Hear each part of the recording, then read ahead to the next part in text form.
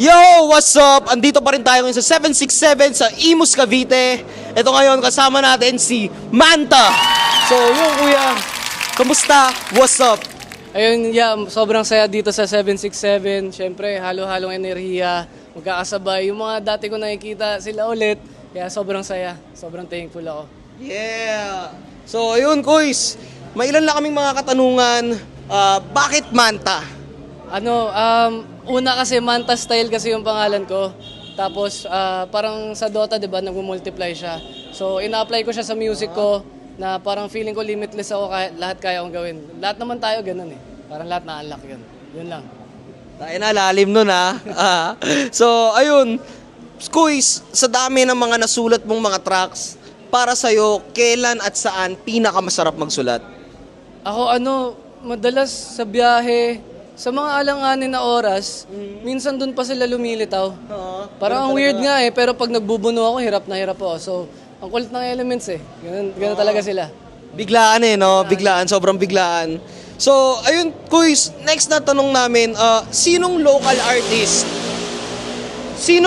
artist ang madalas mong pakinggan? Local artist, matik yan sila, Ijak Buda kasi Cavite talaga.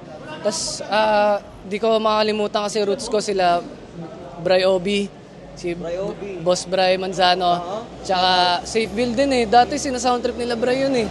So sila lang din. Tapos, nung narinig ko kayo, syempre kayo na, alam mo ah. Alam mo ha? Walang no cap yun niya. Sobrang blessed din na bagong tunog. Yun. Yeah. Thank you, ya. So, big shoutout sa South Row Music. So, ayun. Yun. So, next na tanong, Kuys, ano pang aabangan namin sa'yo bilang Manta Style at sa South Row Music?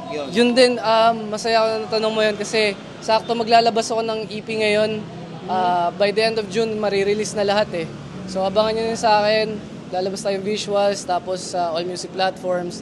Sa South Row, abangan nyo na lang kasi yun lang gagawin nyo, aabangan nyo na lang kami. Yun lang. Abangan nyo yung South Row, babalagbagin talaga kayo. Yeah. So, ito na, Kuys. Pinakauling tanong, ano yung favorite bar mo? Favorite bar? Saan ba? Sa ibang artist? Sariling Sa'yo, kanta? yung gawa mo. Sarili kong kanta? Siguro sa unreleased namin ni Kuya Jompy, maganda yung nagawa ko doon. Isang paalala, mga nangangarap, huwag niyong isipin na tapos. Alam ko pagod, sa daming pilat. Basta yun, basta sobrang ganda ng mensahe nun. Yun lang, di ko makakabisado pero solid yun. Sana malabas natin yun, Kuya Jompy, love you. So, yun, abangan nyo. So, yun na. S-War, Manta Style, what's up?